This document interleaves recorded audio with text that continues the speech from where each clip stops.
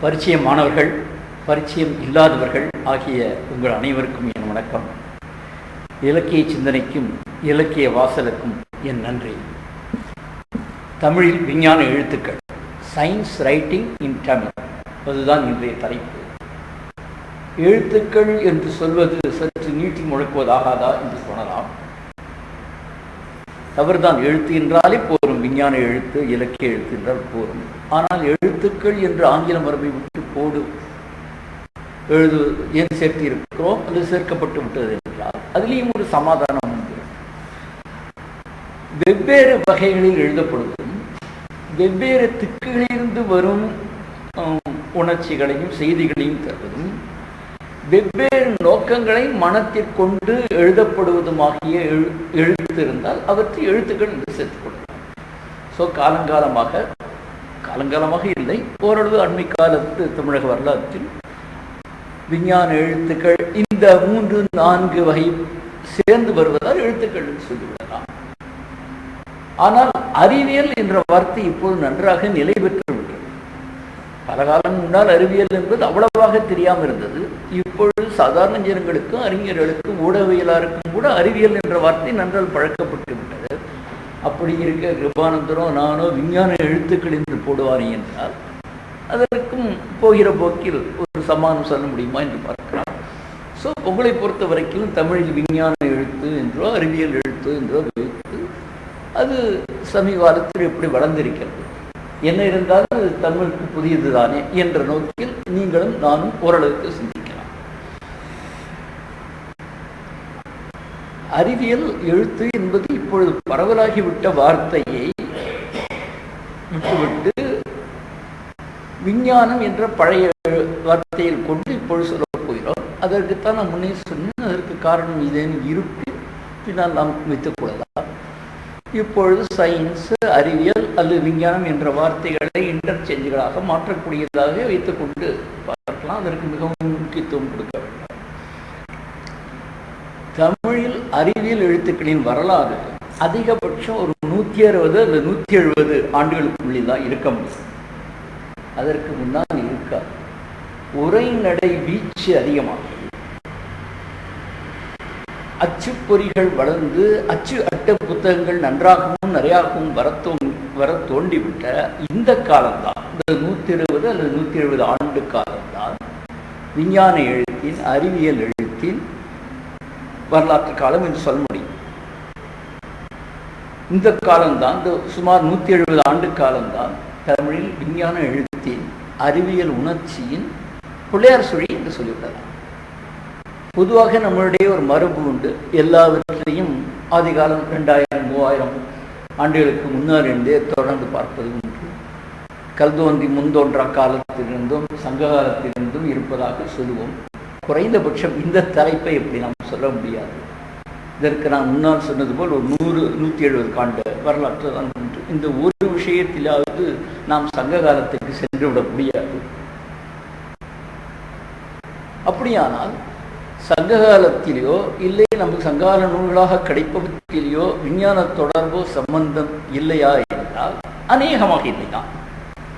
ஏன்னா சங்ககால நூல்கள் இயற்கை அழகை பேசுவையாகவும், வீரம், மன வாழ்க்கை போன்றவற்றை உறக்க பேசுவையாகவும், இவற்றை பேசுகின்ற கவிதைகளாகவும் அறநூல்களாகவும் திரட்டப்பட்டு தொகுக்கப்பட்டு நமக்கு வழங்கப்பட்டிருக்கின்றன. இவற்றின் நான்மாக அறிவியல் செய்திகளையோ அறிவியல் சிந்தனைகளோ தேடுவது என்பது செயற்கையானது, தேட முடியாதுன்னு சொல்லிவிடலாம். இவற்றில் அறிவியல் சிந்தனைகளும் அறிவியல் கருத்துக்களும் காண கிடைக்காது. அப்கோர்ஸ் அநேகமாக சங்க மருவிய நூல்களாகிய 14 கீழ்கணக்கு நூல்களில் ஓரளவுக்கு அறிவியல் செய்திகள் தென்படத்தான் செய்கின்றன. ஆனால் இந்த துறையில் மருத்துவம் கூட இல்லை. பார்மகாலஜி என்று சொல்லப்படுகிறாகிய மருந்து பொருளியல் சம்பந்தப்பட்ட செய்திகள் விரிவாகவும் கணிசமாகவும் 14 நூற்கணக்கு நூலில் அகப்படத்தான் செய்கின்றன. அதற்கு மேல் இல்லை. ஸோ அதை விட்டு நம்முடைய 8 தொகை 10 பாட்டு போன்ற இந்த சங்க நூல்களில் அறிவியல் செய்திகள் உண்டா, அறிவியல் எழுத்து உண்டா என்றால் நான் முன்னே சொன்னது போல் இல்லை என்று சொன்னாலும் ஓரளவு இருக்கிறது என்று சொல்லலாம். இதில் சொல்லலாம், முன்னால் சொன்னது போல் அதிலும் லேசாக மருத்துவ குறிப்புகள் வரும். ஆனால் அங்கே சில சங்க நூல்களில் முழுக்க முழுக்க வீரம், அறச்செயல்கள், வாழ வேண்டிய வாழ்க்கை இவற்றையெல்லாம் சொன்னாலும் கூட செடி கொடிகளை பற்றிய விவரங்கள் நிறையாக இருக்கின்றன. விலங்குகளை பற்றிய அரிய செய்திகள், இந்த காலத்திற்கே புதிதாக தென்படக்கூடிய அரிய செய்திகள் சங்க நூல்களிலும் கிடைக்கத்தான் செய்கின்றன. எனவே சங்க நூல்கள் என்பவை ஒரு பாட்டனி, ஒரு தாவரையியல் சுரங்கம் தான், அதில் ஒன்றும் கருத்து வேறுபாடு இல்லை. ஆனால் இதற்கு மீறி இவற்றை தாண்டி அவற்றை விஞ்ஞான சிந்தனையோடு தொடர்படுத்த முடியாது. அரிஸ்டாக்கஸ், பிளினி, தாலமி போன்ற சிந்தனையாளர்கள் போல் எழுதி வைத்தவர்கள் நம்முடைய 2000 ஆண்டுகளுக்கு முன்னால் இருக்கின்றார்களா என்றால் இல்லை. வேண்டாம், இதற்கு பின்னால் வரக்கூடிய நம்முடைய அறிஞர்களாகிய, நம்ம நாட்டின் வேறு பகுதியில் இருந்த அறிஞர்களாகிய ஆரியபட்டா, வராகமிகிரா, பாஸ்கரா, புத்தமித்ரா இவர்கள் போன்ற எழுத்துக்களான சங்க நூல்களில் இருக்கின்றன என்றால் நமக்கு தெரிந்து கிடைத்த வரை இல்லை. திருமூலர் மறுபடியும் சொல்லுவது போல் நேரடியாக விஞ்ஞான சிந்தனையோடு தொடர்பு கிடையாது. ஒரு விஷயத்தை எடுத்துக்கொண்டு தவறோ சரியோ அரிஸ்டாட்டஸ் என்பது போன்றவர்கள் இந்த விஷயத்தை எழுதி முடிவுக்கு வந்து பின்னால் வருகின்ற காலத்தில் இவற்றை சரியென்று ஏற்றுக்கொண்டு அல்லை சிவத்தை தவறு என்று ஒதுக்கி தள்ளுமானதுதான் ஒரு விஞ்ஞான வரலாறு. திருமூலர் ஈசோட்டெரிக், மோஸ்ட்லி ஈசோட்டெரிக். அங்கங்கே சற்று மருத்துவ நூல், சித்தர்களுக்கே உண்டான மருத்துவ விஷயங்கள் போரும், ஆன்மீக நூல்களும் சில காமன் சென்ஸ்க்காக தென்படக்கூடிய சில விஞ்ஞான செய்திகளும் இது உண்டு. ஆனால் அவர்கள் நாம் மேற்சொன்னவர்களோ உலகத்தின் மற்ற பகுதியில் இருந்தவர்களோ விஞ்ஞான தொடர்ச்சியை நிரூபிக்கக்கூடிய எழுத்துக்களாக நம்மிடையே இல்லை. ஸோ நாம் 170 ஆண்டு கால வரலாறு தான் தமிழின் விஞ்ஞான எழுத்துக்களின் வரலாறு என்றே வைத்துக் கொள்ள வேண்டும்.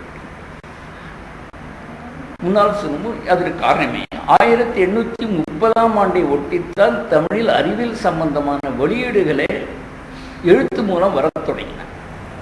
இப்படி சொல்லும்போது தமிழில் என்று சொல்லும்போது நாம் இலங்கையையும் சேர்த்துத்தான் சொல்கிறோம். அந்த காலகட்டத்தில் இலங்கையும் தமிழ்நாடும் அகடமிக் லைஃபை பொறுத்தவரை ஒன்றாகத்தான் இருந்தன. ஓரளவுக்கு நிர்வாக நீதியாகவும் முற்றிலும் அகடமிக் லைஃபை இங்கே உள்ளவங்க எங்கு போவதும் அங்குள்ளவர் போவதும், இந்த புத்தகங்கள் அங்கே வெளியிடப்படுவதும் அந்த புத்தகங்கள் இங்கே பரவலாக பேசப்படுவதும் இருக்கிறதா நான் சொல்லுவது. இன்றைய பேச்சின் முழு விவரத்திலும் கூட இலங்கைக்கும் பொருத்தமானது தான். தமிழ் என்று சொல்லும்போது இலங்கையும் சேர்த்தே தான் சொல்கிறோம். தமிழ்நாடு என்று சொன்னால் கூட அது இலங்கையும் சேர்த்தே பார்த்துக் கொள்ளலாம், பொருத்தி பார்த்துக் கொள்ளலாம். இந்தியாவில் 1830 வரை கல்வி என்பது அவ்வளவு பரவலாக இல்லை. இருந்தாலும் கூட கல்வி முழுவதும் ஆங்கிலத்தில்தான் நடத்தப்பட்டது. 1830 வரை இந்தியா முழுக்க ஃபார்மல் எஜுகேஷன் என்று இருந்தால், மரபு ரீதியான வழிமுறைப்பட்ட கல்வி என்றால் முழுக்க முழுக்க ஆங்கிலத்தில் இருந்தது. ஆனால் 1831 தமிழ்நாட்டில் 8ஆம் வகுப்பு வரை தமிழ் வழிப்பயிற்று முறை முதலில் நுழையும். முழுக்க முழுக்க ஆங்கிலமாக இருந்தது போக 8ஆம் வகுப்பு வரை தமிழிலேயே சொல்லித்தரக்கூடிய ஒரு முயற்சி ஆங்கிலர்களாகிய அவர்கள் நிர்வாகத்துக்கு உட்பட்டு 1831 தொடங்குகிறது. எனவே அதிலிருந்து தேவைக்கு உட்பட்டு விஞ்ஞான நூல்கள் ஃபார்மலாகவோ இல்லை பாடப்புத்தகங்களாகவோ வரத் தொடங்கிவிட்டன. அதுவே தான் இந்த விஞ்ஞான எழுத்தின் ஆரம்பம் என்று வைத்துக் கொள்ளலாம்.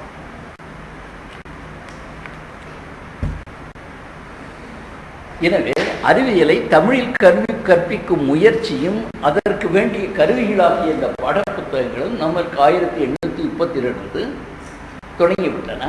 பாடப்புத்தகங்களும் அந்த கற்பித்தலும் நடக்கும் போது அது சம்பந்தமாக தொடர்பான பொதுவான புத்தகங்களும் வர ஆரம்பித்துவிட்டன. ஒரு அவேர்னஸ், ஒரு பிரஜை, ஒரு தெளிவு ஒரு விஞ்ஞானத்தை பற்றி ஏற்பட்டு விட்டதால் சரியாகவோ தவறாகவோ சிறிதாகவோ பெரிதாகவோ ஆழமாகவோ மேம்பூச்சாகவோ புத்தகங்கள் வர வேண்டிய ஒரு சூழ்நிலை வந்ததால் அதனுடைய முயற்சிகள் எடுபட்டு விட்டன. ஆனால் அதிர்ஷ்டவசமாக அப்பொழுது வரக்கூடிய புத்தகங்கள் குறைவாகவும் சற்று கடினமான நடையிலும் இருந்தாலும் கூட தரம் குறையாதபடி, விஷயத்தில் தவறில்லாதபடி ஆரம்ப காலமே நமக்கு நன்றாக அமைந்து விட்டது. விஞ்ஞான எழுத்துக்களை பொறுத்தவரை போன நூற்றாண்டுக்கு முந்தான நூற்றாண்டு தமிழில் உண்டான முதல் அறிவியல் புத்தகம் பூகோளம் பற்றியது.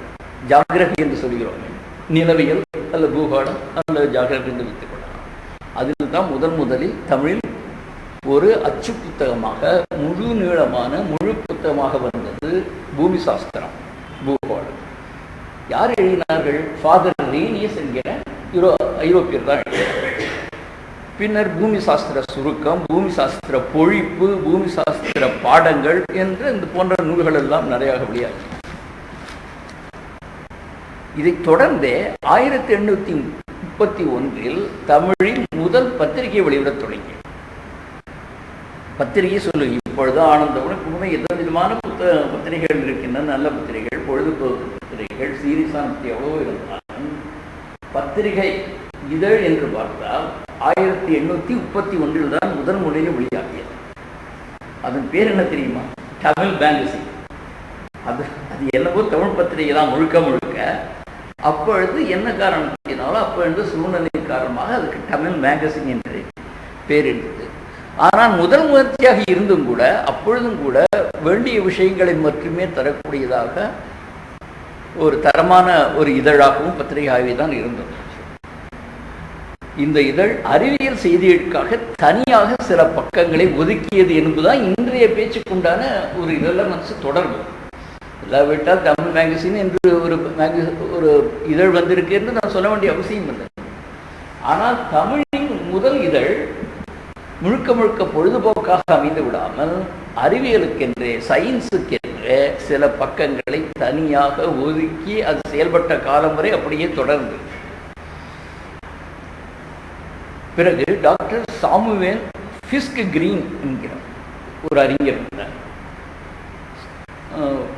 முக்கியமான ப்ரொஃபஸர் அந்த மாதிரி இருந்தார். அவர் மருத்துவர் தான். அவர் ஒரு விதத்தில் சயின்டிஃபிக் ரைட்டிங் சொல்லி பீடியோடு சொன்னேன்னு அதற்கு ஒரு விதத்தில் முன்னோடியவர். அவர் இருந்தது யாழ்ப்பாணம். ஸோ தமிழில் இந்த பத்திரிகையை விட்டு விடுவோம், சில இதில் விட்டு பார்த்தால் கூட அறிவியல், சீரியஸ் அறிவியல், முறைப்படுத்தப்பட்ட அறிவியல் எழுத்துக்கு முன்னோடி என்றால் இந்த டாக்டர் சாமுவேல் ஃபிஸ்க் கிரீன். அவர் டாமிசைல்டு ஆனது நம்ம பக்கம்தான், இந்தியர் அல்ல இலங்கைக்காரர், ஆனால் வெளிநாட்டுக்காரர் பேர். இவர் யாழ்ப்பாணம் மருத்துவக் கல்லூரியில் மருத்துவம் போதித்துக் கொண்டிருந்தார். அவரோட கன்விக்ஷன் என்றால் அறிவியல் இருந்தால் மருத்துவம் என்பதாக இருந்தாலும் கூட அது சரியாக பயன்பட வேண்டுமானால், இந்த டார்கெட் குரூப்புக்கு பயன்படுவதில் போய் சேர வேண்டுமானால் அவரவர்கள் தாய்மொழியிலே கற்பித்தால் நன்றாக இருக்கும் என்று ஐரோப்பியராக அவர் நினைத்தார். எனவே அவர் வகுப்பறையிலேயே கூட மாணவர்களுக்கு தமிழிலேயே ஆங்கில அந்த மருத்துவ கல்வி சொல்லித்தரும் போது கூட இயல்பான விஷயத்தில் தமிழில் போதித்துக் கொண்டிருந்தார். அது போரா என்று அவர் விஞ்ஞான நூல் கொண்டு வருவதில் ஆர்வம் காட்டினார். தானே முயன்று ஆங்கிலத்தில் கற்பித்தோ இல்லாமல் தமிழிலும் பொருத்தமான வார்த்தைகளை கொண்டு பொருத்தமான உதாரணங்களை சொல்லி அவர் ஒரு மருத்துவ கல்வியை பிராக்டிக்கலாக தமிழ் சொல்லிக் கொடுத்தார். அதை சப்போர்ட் பண்ணி அதை தொடர்ந்து செலுத்துவதற்காகவே அவர் விஞ்ஞான மருத்துவ புத்தகங்கள் வர வேண்டும் என்று ஆர்வம் காட்டினார். அதற்கு தானே முயற்சி நேரடியாக எடுத்துக்கொண்டார். அப்பொழுது கட்டார் என்பவரோட முக்கியமான புத்தகம் ஒன்று இருந்தது. இந்திய உலகம் முழுக்க கொஞ்சம் பிராபல்யமான புக்கு, அனாட்டமி, பிசியாலஜி அண்ட் ஹைஜீன்கிற ஒரு முக்கியமான standard text book in medicine in those days. இதை அவர் தானே மொழிபெயர்த்தார். ஆனால் அதன் பெயரை கேட்டு நீங்கள் பயந்து விடக்கூடாது. அந்த காலத்தில் இருந்தால் அங்காதி பாத சுகரண வாத உத்பாவன நூல்கிற அழகான தமிழ் வார்த்தை அவர் கிடைச்சி போட்டிருக்கார். புக்கு என்றோ புஸ்தகம் என்றோ இல்லாமல் நல்ல அழகிய தமிழ் வார்த்தை போட்டிருக்கார். அதனால் அங்காதிபாதம்னா பாடி ஃபுல்லாக.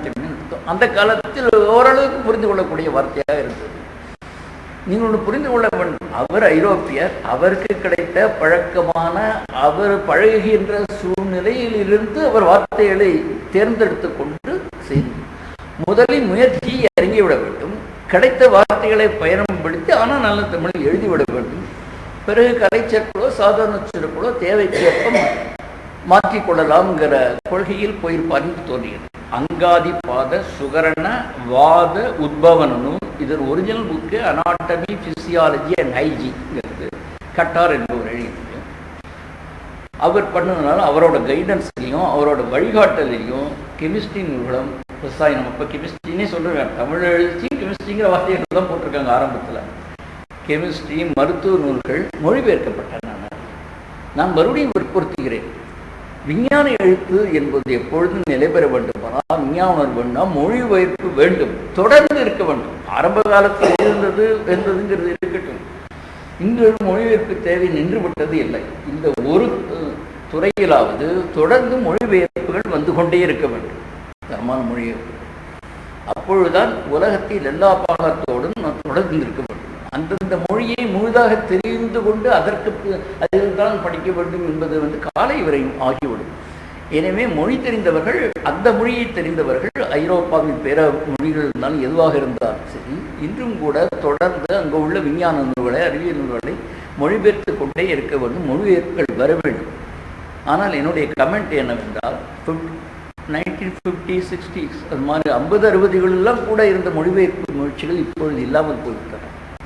விஞ்ஞான விஷயங்களை விடுங்கள், பொழுதுபோக்கு கதைகள், சிறுகதைகள், நாவல்கள் கூட இந்திய அளவுக்கு இப்பொழுது மொழிபெயர்ப்புகள் இல்லை. மொழிபெயர்ப்புகள் படிப்பதற்கு ஆர்வம் குறைந்து விட்டது தான் இருக்கலாம். மொழிபெயர்ப்பவர்கள் மொழிபெயர்க்கும் திறன் உள்ளவர்கள் இருக்கத்தான் இருக்கிறார்கள், இன்றும் அந்த அளவுக்கு இல்லாவிட்டால் இருக்கிறார்கள். ஆனால் மொழிபெயர்ப்பு மூலம் படிப்பது என்பது கௌரவ குறைச்சலோ என்று நினைக்கக்கூடிய ஒரு சமூகம் வளர்ந்து விட்டு ஒரு ஸ்டிக்மா.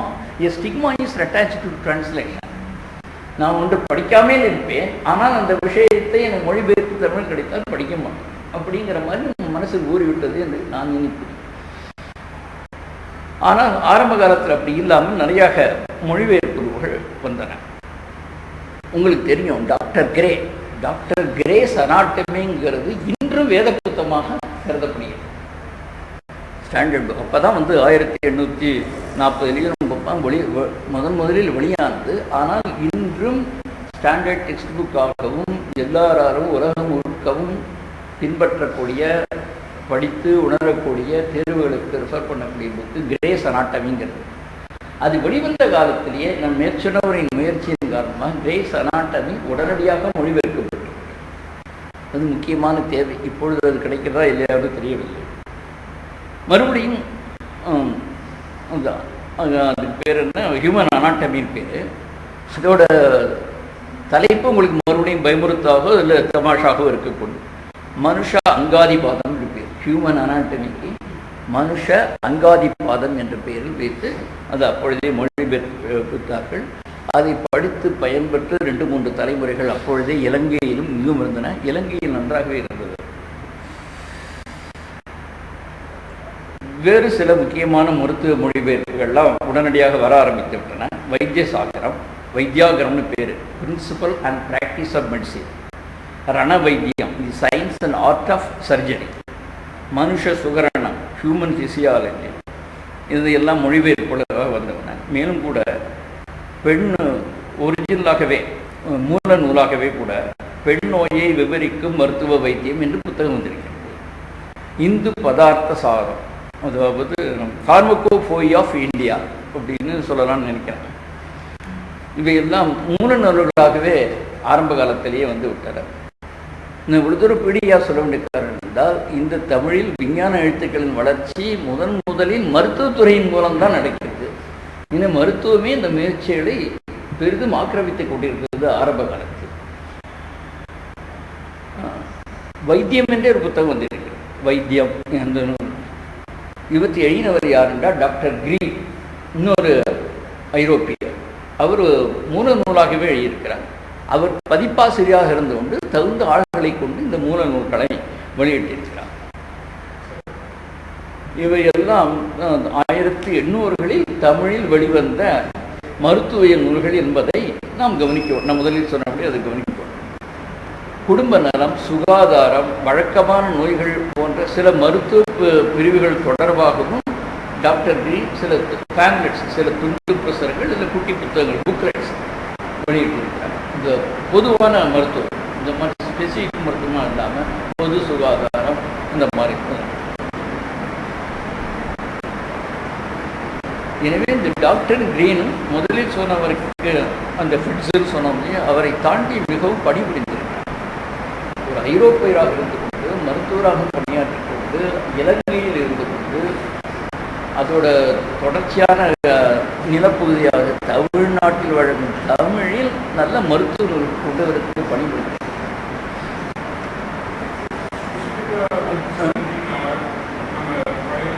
கொஞ்சம் லவுடர் பிடிக்க.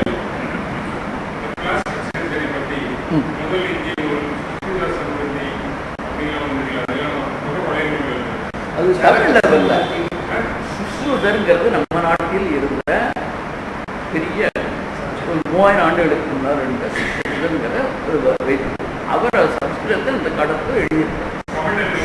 சுஸ்ருத சம்ஹிதை அது மொழிபெயர்ப்பு முதலில் வந்ததாக தெரியவில்லை. ஆனால் நீங்கள் இந்த இன்றைய பேச்சுக்கு தொடர்புடையதான் தான் நடுவிலே சொல்லுவீர்கள். இங்கேயே இந்த நந்தனத்தை ஒரு 7-6 ஆண்டுகளுக்கு முன்னால் தான் தவறி போனார். அந்த பேர் மறந்து 3 வயசாக அவர் சுஸ்ருத சம்ஹிதையை மெனக்கட்டு தமிழ்படுத்தி அது எம்ஜிஆர் ஆட்சி காலத்தில் அத்த மாநிலங்களும் அங்கே சப்ஸ்டைஸ் பண்ணி அதை ஊக்கம் பண்ணி வெளிவந்திருக்கின்றன. இன்றும் கண்டிப்பாக லைப்ரரி போன்ற லைப்ரரிகளில் இருக்கின்றன. தனிப்பட்ட சுஸ்ருத சம்ஹிதை வேண்டும் என்றால் நமக்கு கிடைக்கிறது. கொஞ்சம் மெனக்கிட வேண்டும். லைப்ரரி இருக்கிறது. சமீப ஆண்டுகளில் வந்ததுனால ஒரு 10-15 வருடத்துக்கு வந்ததுனா நிச்சயமாக அது அழிந்திருக்க வாய்ப்பு இருக்கு. அவருடைய பேர் இல்லை கம்பன் விழாவோட பேசியிருக்காரு. கம்பன் ஒல்லியா நாமம் போட்டு கம்பராமாயணத்தின் சில பகுதிகளை கூட அவர் சம்ஸ்கிருதத்தை மொழி ஞாபகம் தான் சொல்லிக்கிறேன். இன்னும்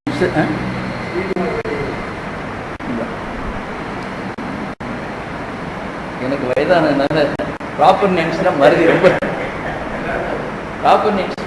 வந்து. எனவே மீண்டும் கூட மூல நூல்களாக ஒரிஜினல் ஒர்க்ஸாக கூட இந்த நான் கீழே சொல்லக்கூடிய இன்னும் 2-3-4-5 நூல்கள் வந்து இருக்கின்றன. இலங்கையில் 1849 மருத்துவ நூலை பற்றி இப்போது சொல்லி விட்டுவிடுவோம். மேலே தொடர்ந்து 1849 பால கணிதம் என்ற நூல் வந்திருக்கிறது. Mathematics and arithmetic. 1855 doctor carol என்பவர் இயற்கணிதம் என்று இருக்கிறார். அல்ஜிப்ரா என்று சொல்றோம் இல்லையா. 1850 தமிழில் எழுதியிருக்கிறார். டாக்டர் விஸ்வநாதன் என்பவர் இருந்திருக்கிறார். 2-3 தலைமுறைகளுக்கு முன்னால் இலங்கையிலிருந்து நீர் இருந்திருக்கிறார். வீச கணிதம் என்று எழுதியிருக்கிறார். 1861 டாக்டர் ஜே ஆர்னால்டு வானசாஸ்திரம் என்ற நூலை எழுதியிருக்கிறார். அப்புறம் சாலமன் என்றவர் க்ஷேத்திர கணிதம் மேத்தமெட்டிக்ஸ். க்ஷேத்திர கணிதம் என்று அந்த இது சொல்ல முடியாது. பேர் சிக்னமெட்டில் இன்னொன்று பேர் இன்னொன்று 4 பாயிண்ட் கொடுத்து போடுவது தெரியும். அதான் அது சாலமன். இவர்கள் எல்லாம் மேற்கத்திய அறிஞர். தமிழ் மீது உண்மையான பற்றும் தமிழர்கள் கல்வி அறிவில் மேம்பட என்பதற்காக அவர்கள் மொழியிலேயே கொடுப்பதற்காக உரிய நூல்களை தமிழே எழுதி சேர்த்திருக்கிறார். 1860 ஜெகநாத நாயுடு இருக்கார். நம்ம நாட்டில் இருந்த பக்கம் அவர் சரீர வினாவிடன் எழுதியிருக்கார். கொஸ்டின் ஆன்சர் ஒரு டயலாக் மாதிரி. இந்த என்ன சொல்றது பிசியாலஜி இல்லை பயாலஜி சம்பந்தமா ஒரு முக்கியமான நூல் எழுதியிருக்கார். இவர் எல்லாம் மூல நூல்.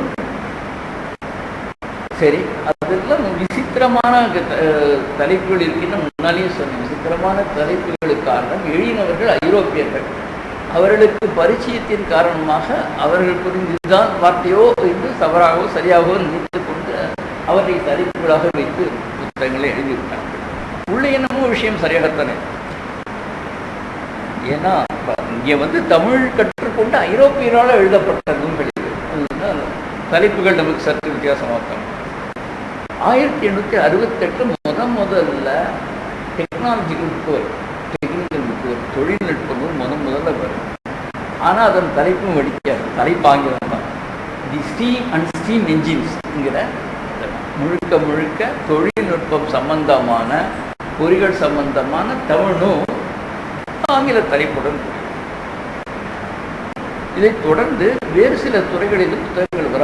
அனிமல் சயின்சஸ் என்ன சொல்றது, விலங்கு சார் விஞ்ஞானம் என்று சொல்லலாம் இல்லையா, அனிமல் சயின்சஸ். அதெல்லாம் டொமஸ்டிக் அனிமல் சம்பந்தமான ஒரு புத்தகம். டொமஸ்டிக் அனிமல்ஸ்னு ஒரு புக் எழுதியிருக்காங்க. ஊர்திரி விலங்குகள், அழகா இருப்பார். ஊர்திரி விலங்குகள், டொமஸ்டிக் கேப்டிவேட்டட் அனிமல்ஸ் இல்லைங்கிறதுக்காக ஊர்திரி விலங்குகள் புத்தகம் வந்திருக்கு. வன விலங்கு நமக்கு புரியக்கூடிய இன்றைய வார்த்தையிலே அன்றைக்கு புத்தகம் வந்திருக்கு. மச்சவியல்ங்கிற அழகான பேரில் வந்திருக்கு. மச்சவியல்னா ஃபிஷஸ், ஃபிஷஸ் சம்பந்தமாக ஒரு எக்ஸ்க்ளூசிவ் புக் அந்த காலத்திலே வந்திருக்கிறது, மச்சவியல் என்று.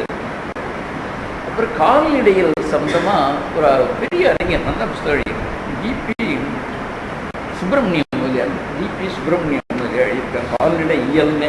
இந்த தலைப்பு எவ்வளோ அழகாக இருக்குது, இன்றைக்கு உச்சமாக இருக்கு. இது 1865 எழுதப்பட்டது. இது சரியான பதங்கள் அல்ல வார்த்தைகளை தேர்ந்தெடுத்து பயன்படுத்தினார். அப்பொழுதே கலை சொற்று ஆக்கத்திற்கு ஒரு அடிக்கோள் நாட்டியிருக்கிறார். பின்னால் எழுதியவர்கள் இவர் பயன்படுத்திய வார்த்தைகளையும் சொற்களையும் பின்பற்ற ஆரம்பித்திருக்கிறார்கள். ஸோ அந்த விதத்தில் இவர் முன்னோடி தான். கலை சொற்படும் ஸ்டாண்டர்டு வார்த்தைகளை பயன்படுத்துவதற்கமாக இருப்பதில் நம்ம விபி சுப்பிரமணியம் முதலியார் ஒரு பாத் ஃபைண்டராக இருந்திருக்கிறார். மற்றவர்களுக்கெல்லாம் ஒரு எளிய வழியை காட்டும். இங்கே ஒன்று கவனிக்கணும், அதற்கு முன்னால் சாஸ்திரம் என்று தான் துறைகள் சொல்லப்பட்டிருந்தன. நவான சாஸ்திரம், முதல் சாஸ்திரம். அதே சமயத்தில் அதே காலகட்டத்தில் கூட இயல் என்ற வார்த்தையும் கையாளப்பட்டிருக்கு. இப்பொழுதுதான் சமீப காலமாக ஒரு 30-35 வருடமாகத்தான் நம்ம அந்த இயல் சொல்லுகிறோம். ஆனால் ஒரு 150 வருடத்துக்கு முன்னாகவே ஒரு துறையை குறிப்பதற்காக இயல் என்ற வார்த்தையை சேர்த்து பயன்படுத்துகின்ற ஒரு ட்ரெண்ட், ஒரு போக்கு அப்பொழுதே இருக்கு. சரி, புத்தகங்களை சொல்லிவிட்டோம். மறுபடியும் பத்திரிகைகளுக்கே போவோம். முதல்ல சொன்னேன் தமிழ் மேகசின் என்று ஆங்கிலத்திலுடன் தமிழ் பத்திரிகைகள் தான் வந்து. அதற்கு பிறகு 40 ஆண்டுகளுக்கு பிறகு மருத்துவத்திற்கெனவே தமிழில் நிறையாக பத்திரிகைகள் வந்துவிட்டன. வர ஆயின அதில் மருத்துவத்துக்கு வந்தால் அதுக்கு மட்டுமே எக்ஸ்க்ளூசிவ் ஜேர்னலாக வந்தது அகத்திய வர்த்தமானி 1800. இன்று கூட மருத்துவத்திற்கு என்று தனியாக தமிழில் இதழ் வருகிறதா என்று தெரியாது. ஆனால் 1870 அகத்திய வர்த்தமானி என்ற மருத்துவ சஞ்சிகை வந்திருக்கிறது. அதே விஷயத்திற்காக கூட தொடர்ந்து சில இதழ்கள் சஞ்சிகைகள் வந்தன. 1887 சுகஜீவினின்னு வந்தது. இந்த சுகஜீவினிங்கிற மெடிக்கல் ஜேர்னல் இருக்கேன், மருத்துவ தமிழ் இதழ். அதோட ஒரு ஃபீச்சர் என்னன்னா பைலிங்குவல், தமிழிலும் ஆங்கிலமும் சேர்ந்தே வந்தது. ஆனால் எங்கே வெளிவந்தது? தமிழ்நாட்டிலும் இல்லை, இலங்கையில் கூட இல்லை, பெங்களூர். சுகஜீவினி என்ற பைலிங்குவல் மருத்துவ பத்திரிகை அந்த காலத்தில் பெங்களூரிலிருந்து வெளியாகும். இப்பொழுது சாதாரண பொழுதுபோக்கு மேகசினை கூட நீங்கள் பெங்களூரில் ஆரம்பித்து நடத்த முடியாது. அவ்வளவு கஷ்டம், அவ்வளவு மனமாச்சரியங்கள். 1890 சுகாதார போதினி என்ற இன்னொரு மருத்துவ இதழும், 1908 ஆரோக்கிய வழி, அப்புறம் ஆரோக்கிய பாஸ்கரன் என்ற மருத்துவ இதழும் வந்தது. 1909 இருந்து நல்வழி என்ற பத்திரிகை வராது. நானே பார்த்திருக்கேன். மிக சமீப காலம் வரை வந்தது. இப்போ கூட வந்து கொண்டிருக்கலாம், தெரியாது. அது பூனாவிலிருந்து வந்து கொண்டிருக்கும்.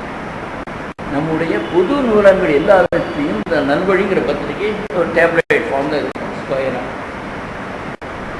மிகவும் ஒல்லியான மெல்லிய ஒரு பத்திரிகை, சிறந்த பத்திரிகை, நல்ல விஷயங்கள் இருந்தது. நம்ம பொது நூலகங்களெல்லாம் இப்பொழுது எதுவுமே தென்படுவதில்லை. போனால் கச்சடா மேகசின்ஸ் தான் இருக்கும். அப்பொழுது மாண்டேட்டரியாக இருந்தது. காங்கிரஸ் அரசாங்கம் இருக்கிற வரை இந்த நல்வழி பத்திரிகை செல்லப்படும். பூனாவிலிருந்து வெளிப்பட்டு 120 வருஷத்துக்கு முன்னால் இருந்து மருத்துவத்திற்காகவும் சுகாதாரத்திற்கும் ரெண்டும் சேர்த்து நல்வழின்ற பத்திரிகை இப்பொழுது கூட நடக்கும் என்று நான் நம்புகிறேன். நான் சமீப காலம் வரைக்கும் பார்த்துருக்கேன், 10-15 வருடங்களுக்கு முன்னால். அப்புறம் நினைப்பேன். அப்புறம் டாக்டர் சாமுவேல்ங்கிறவர் பெரிய ஒர்க்கு பண்ணார், அளவிற்குரிய வால்யூமினஸ் புக்கை பண்ணார். என்ன புத்தகம், என்ன விஷயத்துக்காக? ஜெயின காலேஜின் ஆப்ஸ்டெரிக்ஸ்க்காக அப்பொழுதே 130 வருஷத்துக்கு முன்னாக டாக்டர் சாமுவேல் பண்ணியிருந்தார். ஆனால் வழக்கம் போல் தலைப்பு சற்று வடிக்க மனித மர்ம சாஸ்திரம் அல்லது சிசு உற்பத்தி சிந்தாமணி. மனித மர்ம சாஸ்திரம் அல்லது சிசு உற்பத்தி சிந்தாமணி என்ற பெயரில் மிக வால்யூமினஸாக ஜைனகாலஜி அண்ட் ஆப்ஸ்டெரிக்ஸ்க்காக எக்ஸ்க்ளூசிவ் தமிழிலேயே ஏற்படுத்தப்பட்ட ஒரு பத்திரிகை, புத்தகம் கூட அந்த பத்திரிகை, இன்று கூட அப்படி பத்திரிகை. அப்புறம் 1911 ஈஸ்வரம் பிள்ளைங்கிறவர் முக்கியமான ஒரு பண்ண மெட்டீரியா மெடிக்கான்னு நமக்கு தெரியும். முக்கியமாக மருத்துவத்தில் உள்ளவங்களுக்குலாம் பார்மகாலஜி மருத்துவத்துக்கு தான் ஆங்கில ஒரு ஸ்டாண்டர்டு 4 வால்யூம். அதை முழுக்க அப்படியே தமிழ் படுத்தி மொழிபெயர்க்கும். மெட்டீரியா மெடிக்காவோட 4 பாகங்களையும் 4 வால்யூம்ஸையும் ஈஸ்வரம் பிள்ளை அவர்கள் மொழிபெயர்த்திருக்காங்க. 1911 வாக்கில் இது கல்வி கொஞ்சம் பெருக ஆரம்பித்திருக்கிறதுனால இன்னும் சில இதழ்கள் இதெல்லாம் வர ஆரம்பிச்சாங்க. வண்ணக்களஞ்சிய நாகரிகம் முதலியார் இருந்தார். அவர் தொழிற்கல்விக்காகவே ஒரு பத்திரிகை ஆரம்பித்தார், தொழிற்கல்விக்காக. அதுவும் துரைசாமி ஐயங்கார் ஒருத்தர், அவர் வைத்திய கலாநிதி என்ற பெயரில் அவரும் மருத்துவத்திற்காகவே ஒரு பத்திரிகை நடத்தி வந்தார். மருத்துவம் சொல்ல முடியாது, நான் தவறாக சொன்னேன். தொழிற்கல்விங்கிறது அறிவியல் சார்ந்ததாக இருக்கும். அந்த வைத்திய கலாநிதி என்பதும் ஒரு விஞ்ஞான வெளியீடுகள் தான், விஞ்ஞான பத்திரிகை தான். இந்த 2 முன்னால் சொன்னவை தான் மருத்துவர், இந்த 2 விஞ்ஞான வெளியீடுகள். அவற்றை தொழிற்கல்வியிலும் மருத்துவ சம்பந்தமான தகவல்களும் சற்று கூடுதலாக இருக்கும். இதே காலகட்டத்தில் 1914 மருத்துவ விஷயம் இல்லாமல் வேறொரு முக்கிய விஷயத்துக்கு முக்கியம் என்று அவர் கருதிய விஷயத்திற்காக ஒரு பத்திரிகை வரலாம். எங்கிருந்து? சேலத்தில். அது எதை பற்றின ஒரு பத்திரிகை? பரிபாஷைகளுக்காக, டெக்னிக்கல் டேர்ம்ஸ்க்காக. தமிழில் டெக்னிக்கல் டேர்ம்ஸ் உருவாக்க வேண்டும், இதற்காகவும் மாதந்தோறும் ஒரு பத்திரிகை வேண்டும் என்று சேலத்திலிருந்து வருகிறது. நோக்கம் என்ன? தொழில்நுட்ப விஞ்ஞான கலை சொற்களை உருவாக்கி அளிப்பதற்காக. இதற்காகவே சேலத்திலிருந்து மாதம் ஒரு பத்திரிகை வந்தது. ரொம்ப நாள் வர முடியவில்லை. யார் கொண்டு வந்திருப்பார்கள்? கெஸ் பண்ண முடியுமா? ராஜாஜி என்னும் மொழி விராதிகள் மாதிரி ஒரு புக்கு ஏதோ சொல்லிக் கொண்டு போவார்கள். இப்போதும் அவர்கள் தமிழ் அபிமானம், தமிழ் அபிமானமும் தமிழர்கள் மீது அபிமானம் ஜாஸ்தி. தமிழர்களுக்கு பின்தங்கி விடக்கூடாதுங்கிறதுக்காகவே அப்பொழுது ஏற்பட்டிருந்த விஞ்ஞான விஷயங்கள் எல்லாம் தமிழ் பல்வேறு விதமாக அவர் முயன்று கொண்டிருந்தார். அதில் ஒன்று பரிபாஷைகள் என்று அப்போது சொல்லப்பட்ட டெக்னிக்கல் டேர்ம்ஸ், கலை சொற்கள். அதுக்கு வந்து தன் சொந்த செலவில் ஒரு மேகசினை உருவாக்கி நடத்தி கொண்டிருந்தார். பின்னால் அவரால் நடத்தவும் முடியவில்லை. அவருடைய அரசியல் ஈடுபாடு காரணமாகவும் அவர் தன் வருமானத்தை எல்லாம் கொட்டு விட்டு வருமானமும் இல்லாமல் இருந்து திருச்செங்கோடு போனதன் காரணமாக தொடர்ந்து நடத்த.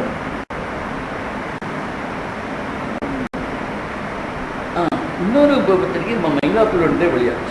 இது வந்து தொழில்நுட்ப டேர்ம்ஸுக்காக எக்ஸ்க்ளூசிவ்லி ஃபார் டெக்னிக்கல் டேர்ம்ஸ், தமிழில் கலை சொற்களுக்காகவே சேலத்திலிருந்து ராஜாஜியார் ஒரு பத்திரிகை ஆரம்பிக்கப்பட்டது.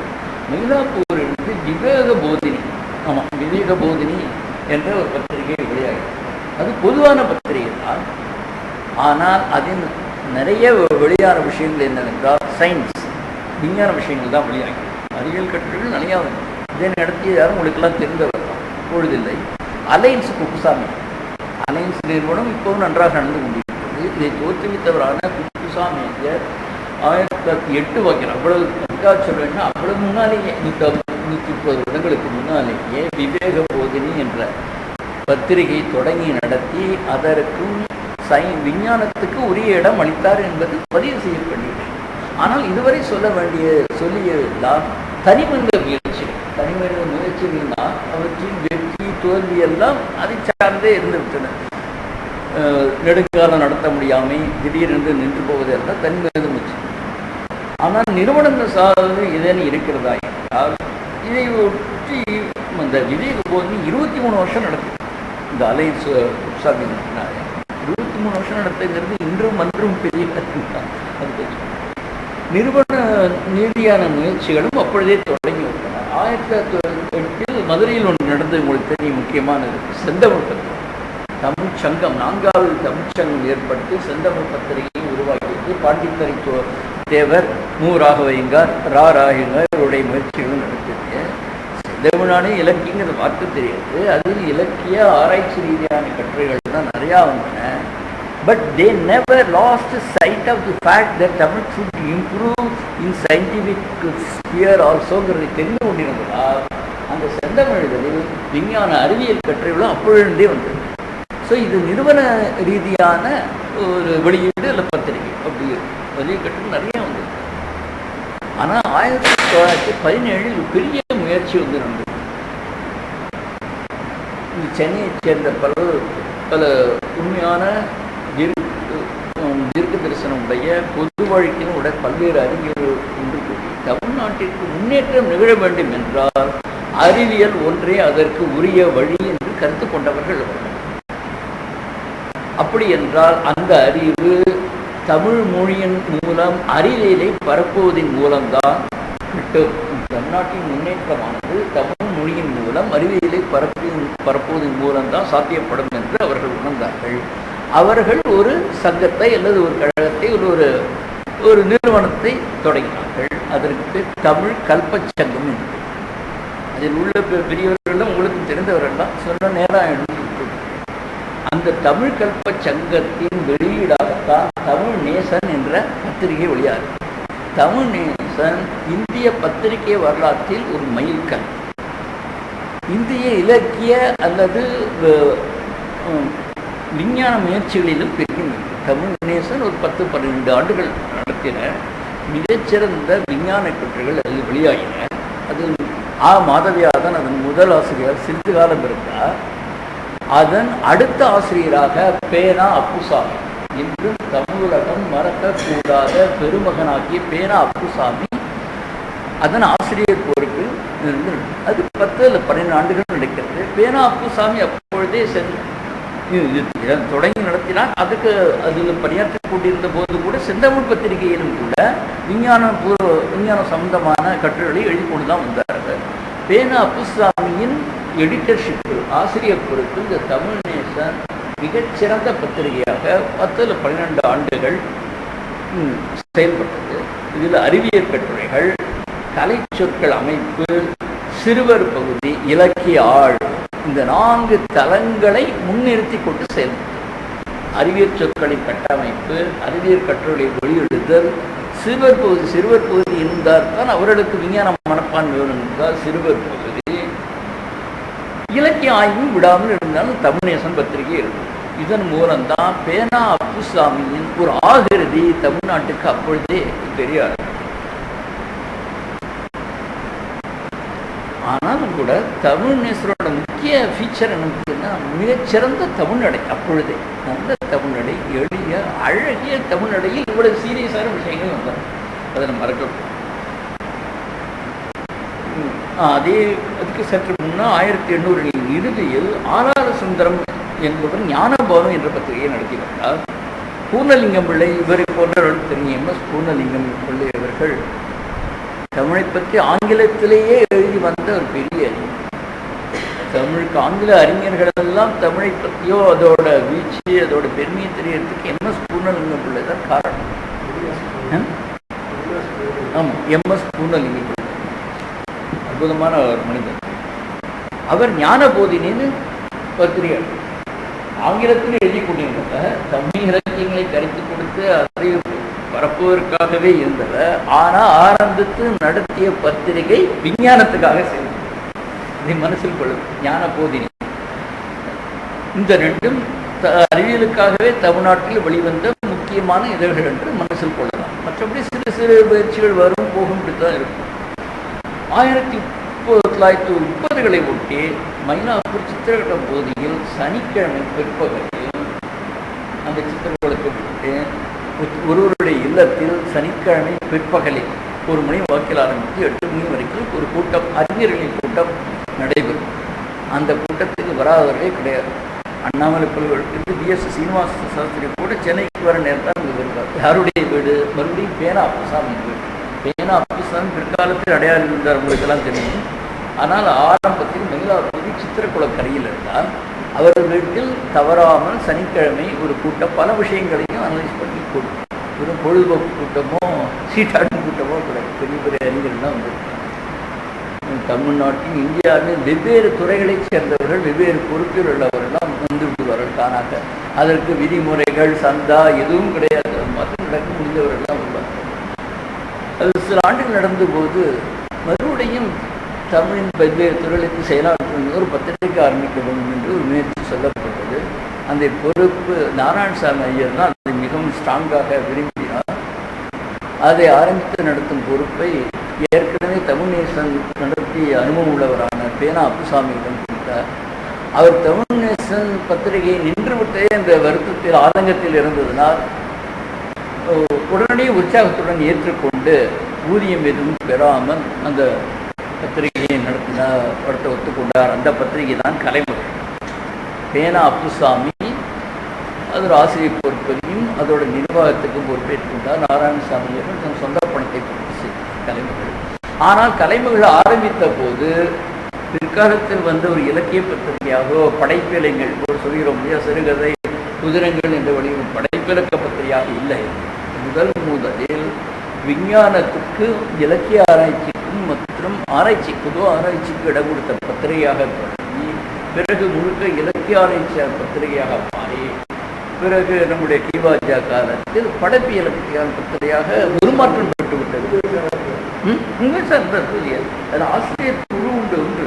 யார் தனிப்பு ஏனாசாரம் அப்புசாமி தான் பார்த்து கொண்டாலும் பல பெரிய அறிஞர்கள் அதில் இருந்தார்கள். ஒவ்வொருத்தருக்கும் ஒரு பொறுப்பு கொடுக்கப்பட்டது. இலக்கிய ஆராய்ச்சிக்கு ஒரு குழுவேசாவோட பொறுப்பு. இவர் சில பொறுப்புகளை ஏற்றுக்கொண்டார். ஒவ்வொருத்தரும் ஒவ்வொரு விஷயங்களையும் மேற்பார்வை செய்து கலைஞர்கள் மிகச்சிறந்த சீரிய பத்திரிகையாக பல ஆண்டுகள் தொடங்கி முடிக்கப்பட்டது. அதுக்கு அப்பொழுது ஒரு ஸ்டேட்டட் எய்ம் ஒன்று இருந்தது. இதுதான் தமிழ் மொழி பல துறைகளிலும் முக்கியமாக அறிவியல் துறையில் வளர வேண்டும் என்பதே அதன் அடிப்படையான குறிக்கோளாகும். It was the stated aim of Kalaimagal in those days and it functioned so for many years now. அதோட அறிவியல் பகுதி, சிறுவர் பகுதி, நாட்டுப்புற பாடல் இந்த 3 விஷயங்களும் பேனா அப்புசாமி பொறுப்பேற்றுக் கொண்டு நடத்தினார். அது மற்ற துறைகளுக்கெல்லாம் வெவ்வேறு அறிஞர்கள் பொறுப்பேற்றுக் கொண்டார்.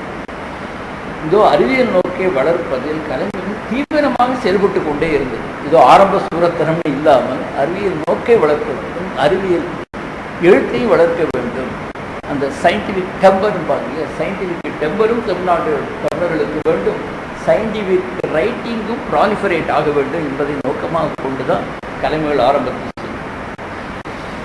1919 வாக்கிலேயே கல்லூரி சம்பந்தமான விஷயங்களும் தமிழில் வர வேண்டும். கல்லூரி பாடத்திட்டம் அதற்கு முன்னால் பார்த்தோம் பள்ளிக்கூடம், பள்ளி பாடத்திட்டம் அப்படிலாம் இருந்ததுன்னு பார்த்தோம்.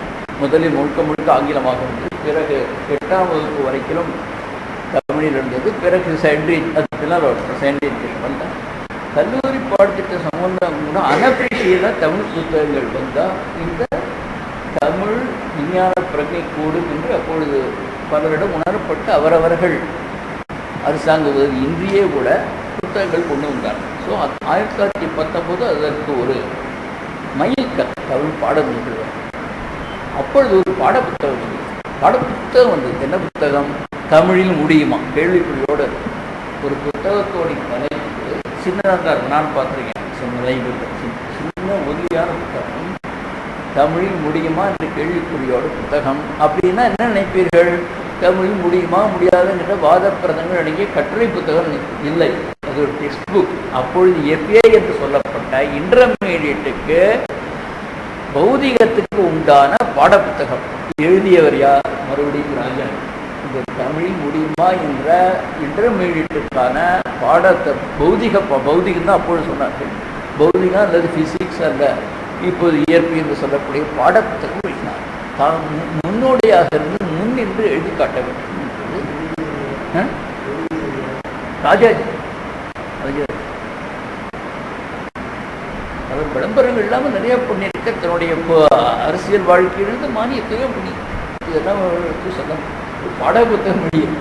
அப்படி என்றால் அவர் தாம் படித்ததை நன்றாக நினைவு வைத்துக் கொண்டு பாட புத்தகம் எழுதுகிற அளவுக்கு தேர்ச்சியும் பெற்றிருந்தார். அது உண்மை. அதை முதலில் தமிழில் எழுதக்கூடிய துணிவும் தேர்ச்சியும் பெற்றிருந்தார் என்பது. அப்புறம் 1930களின் மத்தியில் கல்வி அமைப்பு இன்னும் பிராட் பேஸ்டாக போகுது, விரிவடையாகும். கல்வி பல துறைகளையும் நிறைய பள்ளிக்கூடம் நிறையா திறக்கப்படவும் வருகிறவரும் போகிறவரும் இருந்தது. தமிழ் பாடப்புத்தகம் தேவையும் இருந்தது. 1937 செகண்டரி எஜுகேஷன், அதாவது 9ஆம் வகுப்பு மேற்பட்டதும் தமிழிலேயே சொல்லிக் கொடுக்க ஆரம்பித்தார். அதுக்கு முன்னால் 8ஆம் வகுப்பு வரை தான் இருந்தது. 1830 முழுக்க முழுக்க ஆங்கிலமாக இருந்தது. அப்புறம் 8ஆம் வகுப்பு வரை தமிழ் மீடியம், தமிழ் பயிற்று மொழி இருந்தது. 1937 செகண்டரி எஜுகேஷன் சொல்லக்கூடிய செகண்டரி லெவல் பங்கப்ப அங்கே தமிழ் பயிற்று மொழியாக வந்து விட்டது. எப்பொழுது ராஜாஜி அமைச்சரின் காலத்தில் தான். எப்பொழுதும் இதெல்லாம் இப்போ இளைஞர் சமுதாயம் சொன்னால் இன்னும் தமிழ் விரோதின்னு இன்னும் சொல்லி அவர் 1937 முதல் காங்கிரஸ் அமைச்சரவை வந்தபோது செகண்டரி எஜுகேஷன் பாடப்புத்தகங்களுக்காக காத்து கொண்டிராதீர்கள், நீங்கள் வாக்கியமாக சொல்லிக் கொடுங்கள் உங்களுக்கு தெரிந்தவர்கள் சொன்னால் அவரே சொன்னார். பாடப்புத்தகம் தெரிந்தவர்கள் எழுதி கொண்டு போகும். உங்களுக்கு வழக்கில் உள்ள மக்களிடமே இந்த வார்த்தைகளை வைத்துக்கொண்டு அந்த டெக்னிக்கல் டேர்ம்ஸாக எழுதுங்கள். இல்லை அதுவும் கிடைக்காத விஷயத்தில் ஆங்கில பதங்களையே வைத்துக் கொள்ளுங்கள். விரைவிலேயே உங்களுக்கு தேவையான சொற்கள் தானாகவே உருவாகிவிடும் என்பது அவருடைய. அதுக்காக காத்து கொண்டிராதீர்கள், பள்ளிக்கூடத்தில் தமிழ் போதனா மொழி தொடங்கிவிடும் சொல்லி அவர் காலத்தில் தான் ஏற்பட்டது. அதே காலகட்டத்தில் 1937 அவர் இந்தியை திணித்தார் என்று சொல்லிக் கொண்டிருப்பார்கள். முதலில் பள்ளிக்கூடத்தில் தமிழை திணித்தார் பயிற்று மொழியாகி என்று யாரான் சொல்கிறார்களோ சொல்ல. இது நான் அரசியல் பேசவில்லை, கொஞ்சம் ஹிஸ்டாரிக்கலா சொல்ல வேண்டும். அவினாசினி இன்னும் பின்னால வராது. அவினாசினி சப்போர்ட்லாம் இருக்குது. அவினாசினிக்கு மறுபடியும் 52 அமைச்சரவையில் வரச்ச அவினாசினி இன்னும் மேலே போகிற காலேஜ் லெவலில் போகிறாரு. ஆனால் அதற்குள் நிறைய புத்தகங்கள் வந்து விட்டு அதுக்காக சொல்லணும். விஞ்ஞானத்துக்கும் வளர்ந்து விட்டு அவினாசினி எனக்கு தேவைக்கேற்றவாறு இந்த சூழ்நிலை மாறிவிட்டால் தேவைக்கேற்றவாறு அறிவியல் இலக்கியம் தமிழ் வளர்வதற்காக பேனா அப்புசாமி, டாக்டர் லக்ஷ்மி, கேப்டன் சேஷாத்ரிநாதன், இதுதான் அடையாளம் இருந்தது. சேஷாத்ரிநாதன், NK நாகராஜன், திரிபுர சுந்தரம் பிள்ளை, மறுபடியும் ராஜாஜி, RK விஸ்வநாதன் பற்றி மறுபடியும் பேரை சொல்கிறேன். RK விஸ்வநாதன், ET ராஜேஸ்வரி, பிரமாதமான ஒரு ET ராஜேஸ்வரி போன்ற பலர் அறிவியல் நூல்கள், கட்டுரைகள், பிரசுரங்கள் எல்லாம் எழுதினார்கள். அதனால் ஒரு பெப்பு கிடைத்துவிட்டது தமிழில் விஞ்ஞான எழுத்துக்கு. 1938-37 ராஜாஜியே திண்ணை ரசாயனம் புத்தகம், டெக்ஸ்ட் புக் இல்லை, சாதாரண சின்ன புத்தகம், ரொம்ப இன்ட்ரெஸ்டிங்காக இருக்கும். 2 பேர் உரையாடல் மூலம் திண்ணை ரசாயனம் பேசிக் கெமிஸ்ட்ரியும் இன்ட்ரடியூஸ் பண்ணி சொல்லியிருக்காரு. இப்போ இருக்கு வானைப்பதிப்பு மறுபதிப்பு கொண்டிருக்காங்க திண்ணை ரசாயனம். இதை எழுதிவிட்டு இன்னும் சில ஆண்டுகள் கழித்து சுழியம் தமிழில் முடியும் என்று ஒரு புத்தகம் அறிவிக்கும். அதுவும் பாட புத்தகம் தான். அதை எழுதியவர் யார்? அதுவும் ராஜாஜி. 1919 தமிழில் முடியுமா என்று பௌதிக பாடப்புத்தகம் எழுதினார். இன்னொரு சப்ஜெக்ட், இன்னொரு சூழ்நிலையில் தமிழில் முடியும் சிறிய பாடப்புத்தகம் எழுதி. பேனா அப்புசாமி ஏற்கனவே நம்ம சொல்லிவிட்டோம்.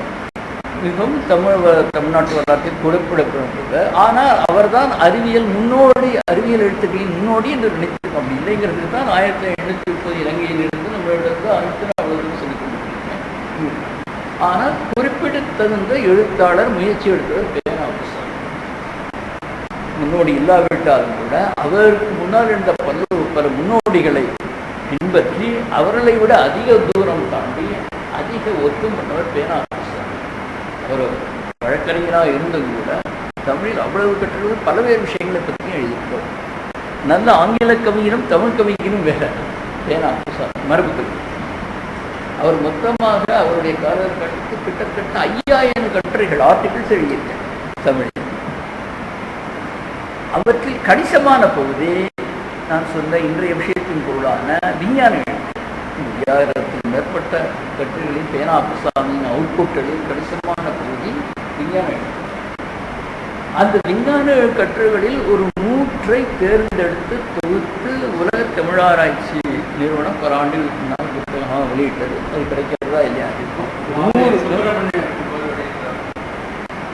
தெரியல. உலக தமிழ்நாடு தரமும் இல்லை. அப்போ பேனா புசாமியோட ஒரு 100 இதை தேர்ந்தெடுத்து இருந்தார், எனக்கு ஞாபகம் இல்லை.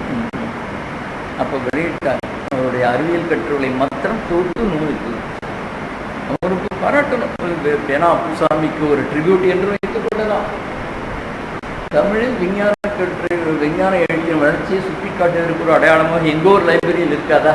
அது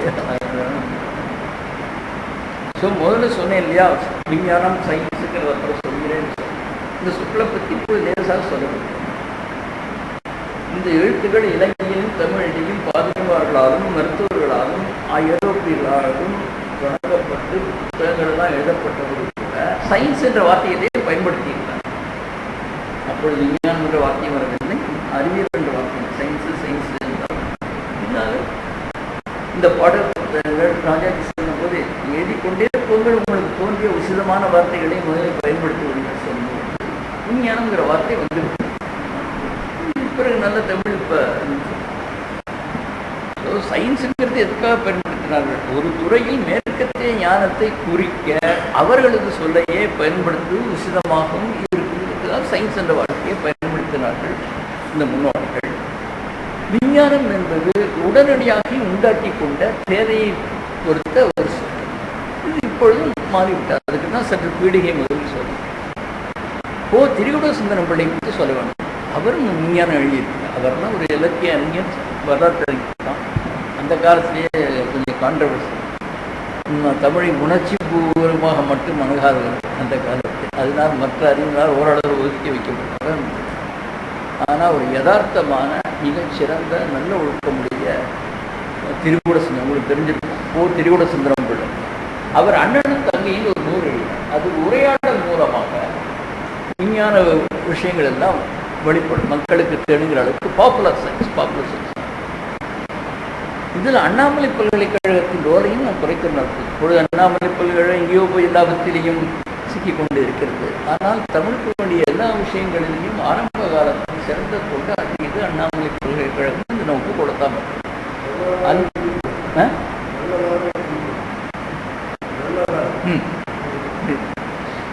அண்ணாமலை பல்கலைக்கழகம் தமிழில் விஞ்ஞான எழுத்துக்கு ஒரு நல்ல பணி ஆக்கியிருக்கு. என்ன பண்ணாங்க, 1938 மறுபடியும் 1941 2 வால்யூம்ஸ் 2 பாகங்களாக கெமிஸ்ட்ரி ரசாயனத்தை எழுதினாங்க. ரசாயனங்கிற வார்த்தை, வேதியியல்ங்கிற வார்த்தை எப்பொழுது வருகிறது, ரசாயனங்கிற வார்த்தையை வைத்துக்கொண்டு 2 தனித்தனி 2 ஆண்டுகள் தாண்டி ஒரு கணிசமான புக்கு பொதுவான ரசாயனத்துக்காக புத்தகம் கொண்டார்கள். அவர்களே கூட மறுபடியும் 1941 பௌதிகத்திற்காக ஒரு பெரிய புத்தகம் கொண்டு வந்தார்கள். மறுபடியும் 1942 விலங்கியலுக்காக, ஜுவாலஜிக்காக ஒரு புத்தகம் அண்ணாமலை பல்கலைக்கழகம் வெளியிட்டது. அது ரொம்ப நாளைக்கு ஒரு ஸ்டாண்டர்ட் புத்தகமாக கருதப்பட்டது, ரெஃபரன்ஸ் ஒர்க்காக அந்த ஜுவாலஜி. அப்புறம் தமிழ் வளர்ச்சி கழகம் சுதந்திரத்துக்கு பின்னாலும் வைத்துக் கொள்ளலாமே 10 பகுதிகளாக தமிழ் கலைக்களஞ்சியம் வெளியிட்டது. இந்தியாவிலேயே என்சைக்ளோபீடியா கண்ட முதல் மொழி தமிழ். இந்தியெல்லாம் இப்பொழுது அரசாங்கத்தின் பேட்டர்னேஜில் எவ்வளோ வளர்ந்து போயிருக்கு, அது வேறு விஷயம். ஆனால் 50களிலேயே என்சைக்ளோபீடியா என்ற கான்செப்டை புரிந்து கொண்டு கலைக்கிழக்கையும் உண்டாக்கி பண்ணது நம்முடைய தமிழ் தான். 10 வால்யங்கள் வந்ததுன்னா அதுக்கு தமிழ் வளர்ச்சி கழகம் இருந்தது. இப்போ காமராஜர் அதுக்கு இவர் சொன்னாரே அண்ணா சிறுமி 50 அவருடைய முன்முயற்சியில் அந்த அண்ணா செல்வத்தின் முன்முயற்சியில் பேரூரனை இந்த பதிப்பாசிரியராக கொண்டு சில ஆண்டுகளிலேயே 10 வால்யூம்கள் 10 பாகங்கள் கலைக்களஞ்சியம் இருக்கிறது. சரி, கலைக்களஞ்சியம் என்சைக்ளோபீடியானா எல்லாம் தானே இருக்க போகிறது, எதுக்காக இன்றைய தலைப்பில் நாங்கள் கொண்டு வர வேண்டும் என்றால் இந்த 10 கலைக்களஞ்சியத்தில் கூட விஞ்ஞான எழுத்துகளுக்கு கணிசமான இடம். விஞ்ஞான பற்றின ஆர்டிகிள்ஸ் புகைப்படங்களோட நன்றாக விஞ்ஞானத்துறையை அதிக முக்கியத்துவம் கொடுத்து வெளியிட்டார்கள். இப்பொழுது தமிழுக்காக பாடுபடக்கூடிய அரசுகள் 1967 எவ்வளவோ வந்து விட்டன. இன்று வரைக்கும் அதற்கு ரிவைஸ்டு எடிஷனும் வரவில்லை, செகண்ட் எடிஷனும் வருது. எங்கேயாவது நூலகங்களில் கரையான் அளித்தது போது சேர்ந்தார். 1967 தமிழை கொண்டாடுகிற அரசாங்கங்கள் இருந்தன. ஏற்கனவே வெளிவந்து விட்ட கலைக்களஞ்சியத்தை காலத்துக்கு ஏற்ப கொஞ்சம் ரிவைஸ் பண்ணி சேர்த்துக்கிட்டு பண்ணியிருந்தாலும் மறுபதியில் அப்படியே கண்ண மூடிட்டு இயற்கையாக அப்படியா அந்த வாதி மூடியிருந்தாலும் கூட இன்னும் வரைக்கும் செய்யறதுக்கு வக்கில்லாத அக்கறை இல்லாத அரசாங்கங்களை நாம் பெற்றிருக்கிறோம். இது இந்த இடத்தில் சொல்ல தேவையில்லை. வருத்தமாக போலாமா?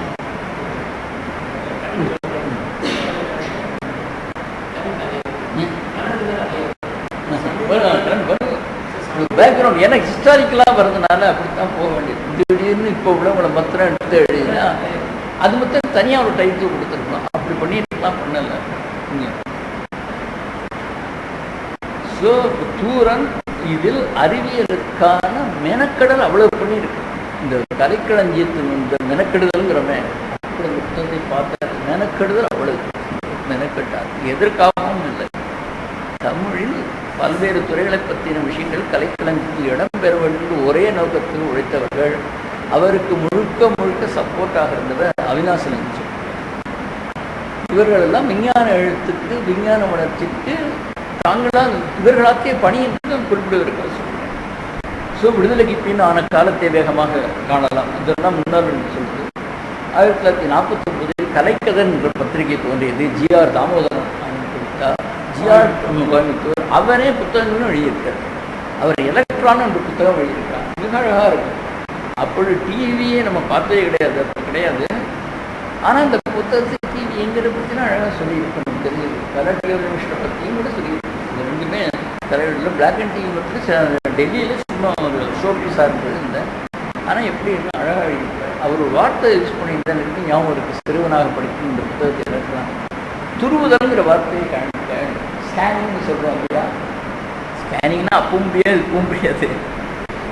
அப்போ ஆனால் ஸ்கேனிங்கிறத துருவுதல்ங்கிற வார்த்தையை வைத்தவங்க நன்றாக புரிஞ்சுக்கணும். ஸ்கேனிங்கிறதுக்கு துருவுதல் அப்படிங்கிற படத்தை ஜிஆர் தாமோதரன் எலக்ட்ரான் மைக்ரோஸ்கோப்பி எப்படி எங்கிறது சொல்லியிருக்கேன். இந்த எலக்ட்ரான்கிற படத்தில் இந்த பல விஷயங்களும் வரும். கலர் டெலிவிஷன், எலக்ட்ரான் மைக்ரோஸ்கோப் இதையெல்லாம் இந்த எலக்ட்ரான்கிற புத்தகத்தில் வரும். இது உயர்ந்த அழகான புத்தகத்தில் நல்ல கருத்து.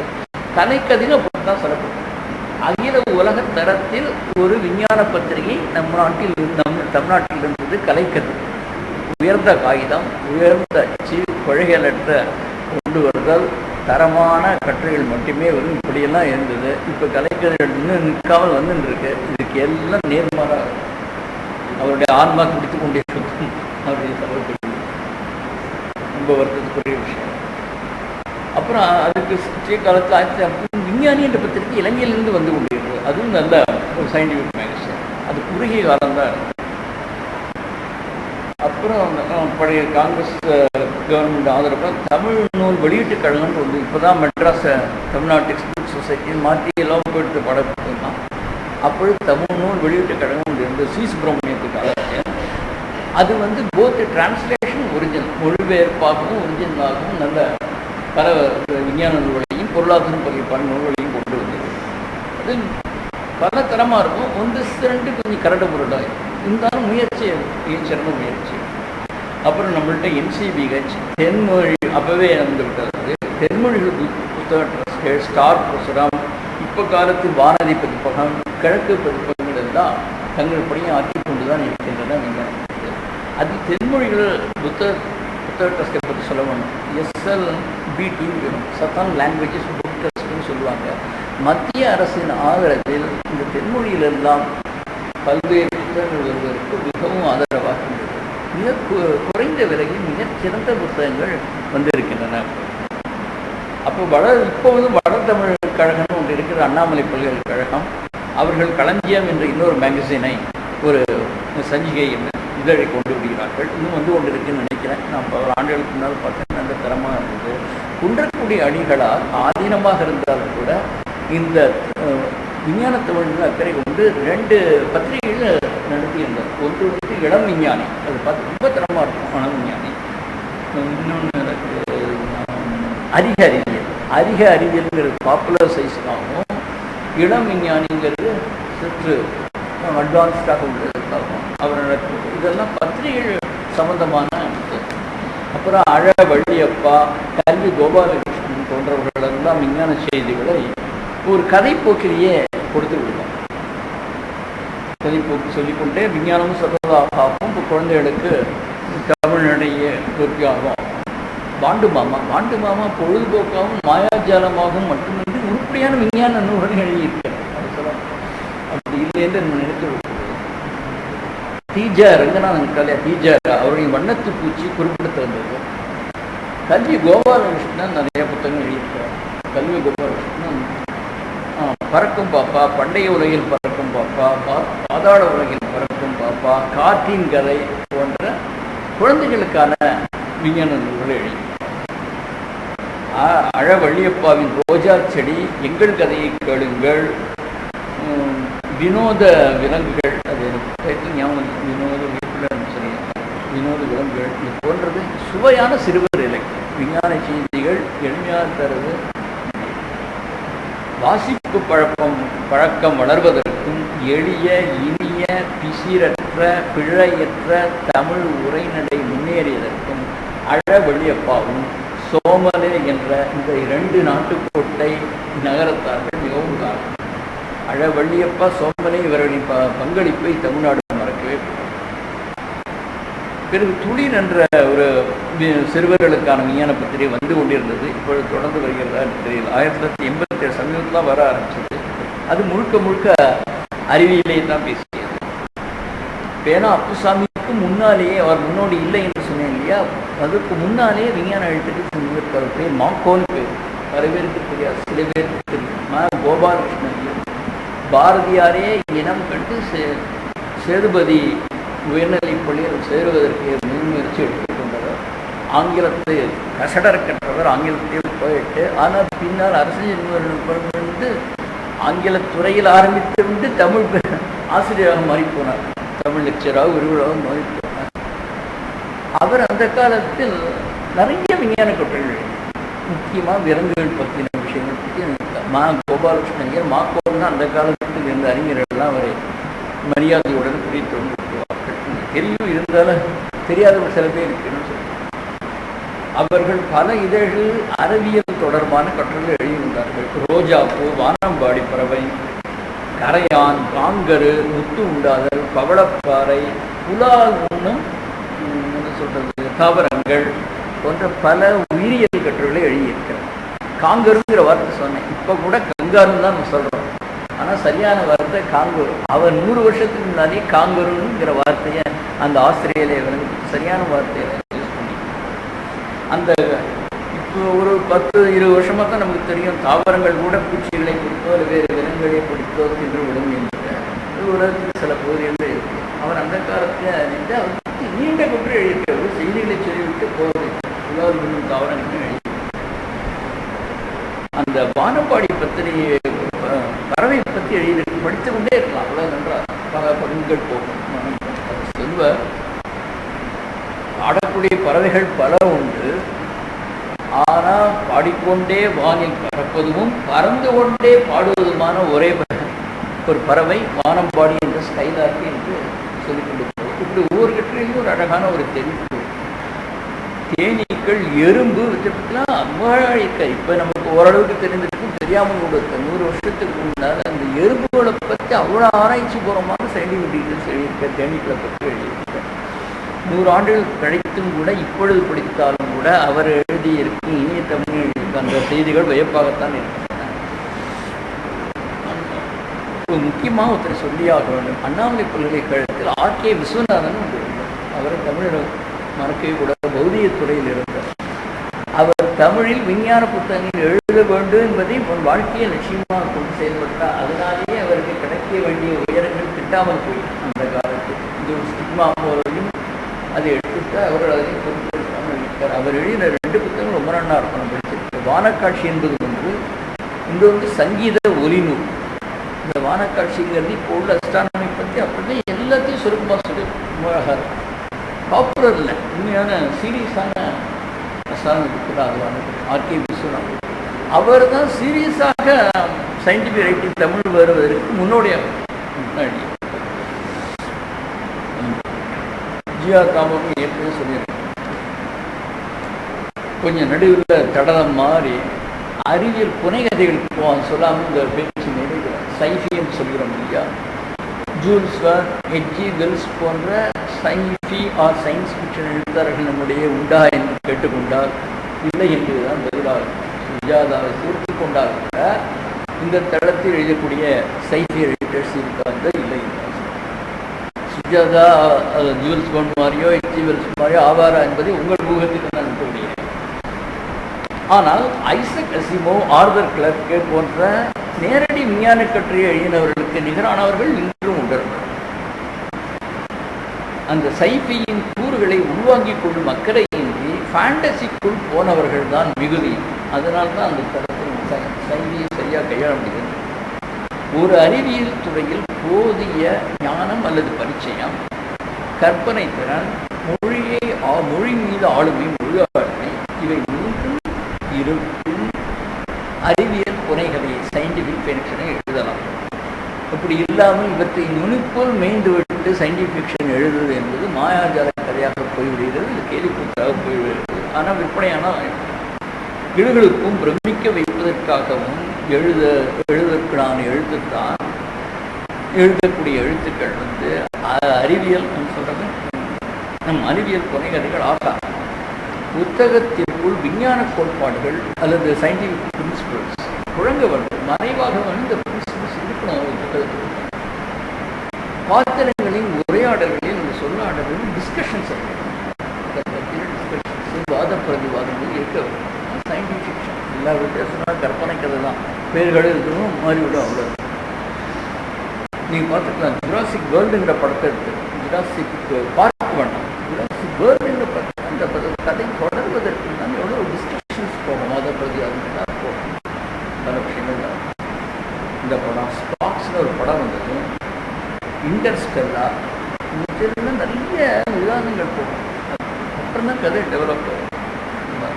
ஆனால் அநேக தமிழ் சைஃபி புத்தகங்கள் அந்த தரத்தில் இல்லை என்பது தான் ஒப்புக்கொள்ளப்படுகிறது. பொதுவாக சைஃபி புத்தகங்கள் என்ற 3 இல்லை 4 கேட்டகரிகளும் படங்கி விடுறது. கணிப்பொறி, எந்திர மனிதன் அல்லது விலங்கு, வேற்று கிரகம் என்ற பிரிவுக்குள்ள சைஃபி பண்ணிட்டுன்னு சொல்லிட்டு கதை விடுறாங்கன்னு சொல்கிறாங்க. கதை விட்டு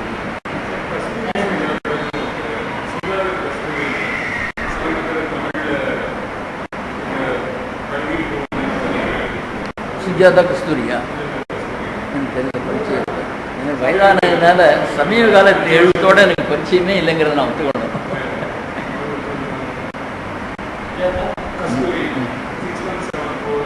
இதோ இந்த அறிவியல்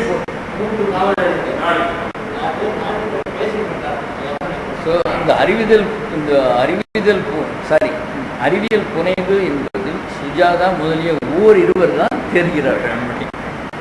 சுஜாதா கூட மாயாஜாலம் பக்கம் சில இடங்களில் ஃபேண்டசி பக்கம் சாய்ந்து விடுகிறார். தெரிந்தே போய் செய்கிறார். வேறு காரணங்களுக்காக அந்த பத்திரிகைகளுக்கு தீனி போடுவதற்காக, அந்த ஆசிரியர்களுக்கு உபயோகிப்பதற்காக நினைக்கிறேன். அவர் சொர்க்கத்தீவு, தேவன் வருகை, கடவுள் வந்திருந்தா, என் இனிய எந்திரா, மீண்டும் ஜீனோ, இவையெல்லாம் அவர் எழுதிய சுவையான சைஃபி தான் சொல்லுவாங்க. ஆனால் இந்த ரெண்டும் எனக்கு டவுட்டு. இந்த என் இனிய எந்திரா, மீண்டும் ஜீனோ தழுவலாக இருக்குது. மற்றவை இருந்தாலும் சுவையான சுஜாதாவின் அறிவியல் புதினங்களில் இருந்த மாறுபட்டு அவருடைய விஞ்ஞான சிறுகதைகள் அது கிளாஸ். அவர் சயின்டிஃபிக் ஃபிக்ஷன் சொல்லதுக்கு தான் விஞ்ஞான சிறுகதைகள்ங்கிற விஞ்ஞான புனைகதைகள் சொல்லலை. அவுட் அண்ட் அவுட் ஒரிஜினல் விஞ்ஞான கற்பனை கதை என்று குறிப்பிடாமல் விஞ்ஞான சிறுகதை என்று அவற்றை பெயரிட்டிருப்பது பொருத்தமாகவே படுகிறது. அவற்றுள் சில விஞ்ஞான அம்சத்தை சுற்றி படராமல் கடைசியில் ஒரு சொடுக்காக, ஒரு அதிரடி திருப்பமாக விஞ்ஞானத்தை கொண்டு முடியும். அப்படி சில சுவாரஸ்யம் சிறுகதை லட்சணம் கொண்டு அமைந்தவை. இந்த விஞ்ஞானம் ஆரம்பிச்சோம்லையா, சைஃபி விஞ்ஞான தமிழ், அதுக்கு ரொம்ப பலகாலம் முன்னாலே நம்மள்கிட்ட எக்ஸாம்பிள் மிக ஆண்டு ஆனேசு குஞ்சிதபாதன் ஒரு 60-70 வருஷத்துக்கு முன்னாடி எழுதுறார். அவர் நல்ல பிசாசுன்னு நினைக்கிறேன். நல்ல பிசாசுன்னு ஒரு கதை எழுதி அது சைத்திக்கு தமிழின் முதல் உதாரணமாக எடுத்துக்கலாம். அப்புறம் ஒரு என்ஜினியர் இருக்கிறார், இன்ஜினியர் செந்தமிழ் கோதை. அவர் நிறைய சொல்லிக்கொள்ள முடியாத அறிவியல் புனைகதைகள் நிறைய எழுதியிருக்கிறார். ஆனால் நிறைய எழுதியிருக்கிறார். அதை பெரும்பாலானவை தழுவல்கள் என தோன்றுகின்றன. பிஏஎம் என்பவர் அப்பாலுக்கு அப்பால்னு ஒரு செய்தி எழுதியிருக்கார். இது ராங் எக்ஸாம்பிளுக்கு உதாரணமாக தவறான தகவல், தவறான கோட்பாடு. அதை விலைக்கு சொல்கிறேன். அந்த பிசிக்ஸ் பாடம் நடத்துமா அந்த லைட் இயருங்கிற சொல்கிறது 1500 லைட் இயருக்கு அப்பால் உள்ள கிரகத்திற்கு இவனே ஒருவர் போக முடிகிறாங்க. இது என்றுமே சாத்தியம் இல்லைங்கிறது ஒரு தெரிஞ்சோ தெரியாமல் இருக்குது. சூரியன் வெப்பம் குறையும் ஒரு காலத்தில் அதனால் அங்கே சென்று குடியேறிவிடலாங்கிற மாதிரி சொல்லுவோம். சூரியன் ஆர் எனி ஸ்டார் அதோட மேற்பகுதி வெப்பம் குறைய பல மடங்கு விரிய ஆரம்பிக்கும். மிக பலமாக விரிந்து விடும். மிக பல மடங்கு விரிந்தால் அப்படி போகவே முடியாது. மிக அருகில் வந்து விடுகிறேன். இந்த மாதிரி எல்லாம் சொல்லிக் கொண்டு போகிறார். நெல்லை சு முத்து சொல்ல வேண்டும். நெல்லை சு முத்து மாக்கோள் மைந்தர்கள் இந்த அறிவியல் புனைகளை எழுதியிருக்கார். அது நல்ல விஞ்ஞான புனைகள் தான். திரைப்படங்கள் கூட வந்திருக்கின்றன. குழந்தைகள் கண்ட குடியரசு, மாயமனிதன், அரபு நாட்டு அழகி, கலையரசி, விக்ரம், கடைசியாக எந்திரம். இது எதுவுமே விஞ்ஞான புனைகளுக்கு பக்கத்தில் கூட மாயமனிதன் எஜ்ஜி வல்ஸோட தான் எடுத்திருக்காங்க. நல்லா தான் எடுத்திருப்பாங்க. ஆனால் ஹிந்தியில் பண்ண அளவுக்கு தமிழில் இல்லை. ஹிந்தியில் சாவி மாத்திரம் தெரியும், அசோக்குமார்ங்கிற உருவம் தெரியாது. சாவி ஏன்னா அந்த கதிர் இவனை ஊடுருவி சென்று விட தெரியாது. ஒரு ஸ்டீலை ஊடுருவ முடியாதுங்கிறதுனால ஸ்டீலில் சாவி மாத்திரம் தெரிய முடியாது. அந்த பாயிண்டை கோட்டை விட்டுருப்பாங்க தவிர மாயமனிதன். அதுதான் முக்கியம். போட்டோ ராம் முருகன், நளினி சாஸ்திரி, ஆர்னிகா நாசர் இவர்கள்லாம் சைஃபை பண்ணியிருக்காங்க. ஆர்னிகா நாசர் நன்றாக நிறையாவும் பண்ணியிருக்காங்க. அவர் பேரை சொல்லித்தான். நெல்லை சு முத்துன்னு சொன்னோம். நெல்லை சு முத்துன்னா அவருடைய பங்களிப்பை குறித்து அழுத்தமாக சொல்லித்தான். கற்பனை புனைவு என்று சொன்ன விஞ்ஞான கற்பனை புதுசாக ஒரு துறை கண்டுபிடிச்சு தமிழில் புதுசாக வந்துருக்கு. மேத்தமெட்டிக்கல் ஃபிக்ஷன்னு சமீபத்தில் 2 நாளுக்கு முன்னால் தான் பார்த்தோம். அந்த ஆதர் பேர் ராம்பிரசாத். என்ன பண்ணியிருக்கோம். ஆனால் அவ்வளோ தூரம் வெற்றி விட்டுக்கார சொல்லணும். மேம்புக்காக தான் பார்த்தேன். 2 நாள் நேற்றுக்கு தான் கிடச்சி என்னால். ஆனால் ரொம்ப பொறுத்து மேத்தமெட்டிக்கல் ஃபிக்ஷன் சொல்லிட்டு முழுக்க கணிதத்தை வைத்து கொண்டே ஒரு முழு நாவல் எழுதியிருக்கேன். பார்க்கணும். இது இந்த முயற்சி எப்படி இருந்தாலும் நிச்சயமாக பல உயரங்களை தொடுவார் என்ற நம்பிக்கை இருக்கு. ஸோ அறிவியலில் பல பரிமாணங்களும் எழுத்தில் நேரடி கொண்டு வந்தப்ப நம்ம நெல்லை சுமுத்து அவருக்கு நேரடியான கல்வி பயிற்சியும் இருக்கிறதுனால ஆத்தென்டிக்காக ஆதாரப்பூர்வமாக சொல்ல முடியுது. எனவே தமிழ் எழுத்துலகம் நன்றியுடனும் சந்தோஷத்துடனும் எப்போதும் நினைவு கொள்ள வேண்டியவர் நெல்லை சுமுத்து. ஸோ எனவே அவர் தமிழில் நவீன விஞ்ஞான இலக்கியத்தின் மூத்த ஒரு மரியாதைக்குரிய பிரதிநிதியாக இருக்கிறார். ஏராளமான விஞ்ஞான கட்டுரைகள் எழுதியிருக்கிறார். கலைச்சொல் பட்டியல்கள் உருவாக பங்கு பெற்றிருக்கிறார். இந்த மாதிரி பல கருத்தரங்குகளில் பங்கு பெற்று உருப்படியான ஆலோசனைகள்லாம் வழங்கியிருக்கு. ஸோ முற்றிலும் ஒரு முழுமையான ஒரு சயின்டிஃபிக் ரைட்டர் இருக்கார். அதே போல் KN ராமச்சந்திரன் அதே வயசில் எழுதின இப்போ எழுதியிருக்கான்னு KN ராமச்சந்திரன். அவருடைய படிக்க வேண்டிய புத்தகம் கொஞ்சம் 2வது உண்டு. அணு அறிவியல் வளர்ச்சி அடிப்படை அறிவியல் மிகச்சிறந்த புத்தகம். சில புத்தகங்கள் அதுக்கு KN ராமச்சந்திரன் எடுத்துக்காட்டுகள்.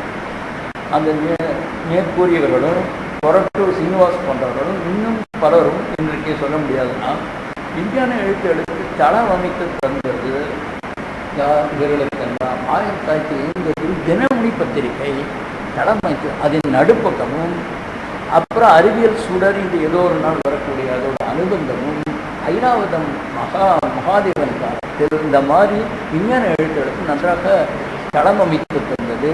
அதை ஐராவத மகாதேவன் கஸ்தூரி ரங்கனும் அதே போல் செயல்பட்டு அந்த அறிவியல் எழுத்துக்கு ஒரு சப்போர்ட்டாக துணை நின்றார். எனவே நம்ம தினமணி அன்றைய தினமணி பத்திரிகையும் வாழ்த்தவும் வேண்டும், இந்த அரங்கம் அவருடைய போற்றவும் வேண்டும் என்று நினைக்கிறேன். ஸோ அறிவியல் புனைமை தவிர்த்து நேரடி விஞ்ஞான நூலாக சுஜாதா ஏலி எழுதுவையெல்லாம் பயனுள்ளவை. தலைமைச் செயலகம், சிலு புரட்சி, ஏன் எதற்கு எப்படி, கிபி 2000க்கு அப்பால் என்றதெல்லாம் இப்படி எத்தனையோ நேரடி விஞ்ஞான நூல்களை எழுதியிருக்க. நான் சுப்புரெட்டியா போன்ற மூத்தவர்கள்லாம் அறிவியல் பற்றி எழுதியிருக்கிறார்கள். விண்வெளி அறிவியல் அதிக எழுத்துக்களை ஈர்த்திருக்கிறது. விண்வெளி பற்றியா நிறையா பேர் எழுதியிருக்காங்க. ஸ்பேஸ் இது தொடர்பான நூல்கள் தமிழில் ஏராளம். என்ன காரணம் தெரியவில்லை. ஆனால் நன்றாக எழுதப்பட்டு விண்வெளி சயின்ஸை பற்றி எழுதப்பட்ட புத்தகங்கள்லாம் தரமாக எழுதப்பட்டிருக்கின்றன. ராமதுரையின் விண்வெளி வியப்பு வினோதம் விசித்திரம் என்ற புத்தகம், மோகன் சுந்தரராஜனின் இன்றைய விண்வெளி ரொம்ப குறிப்பிடத்தக்க வந்த புக்கு, தாவே வெங்கடேஸ்வரனை நீங்கள் நினைவு கூர்ந்தே இப்பொழுது எழுதி கொண்டிருக்கிறார். தாவே வெங்கடேஸ்வரன் மத்திய அரசாங்கத்தின் ஏதோ ஒரு துறையில் விஞ்ஞான ஆலோசகராக பணியாற்றி கொண்டிருக்கிறார்.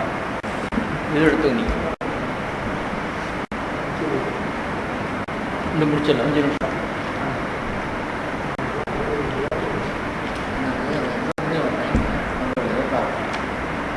தாவே வெங்கடேஸ்வரன்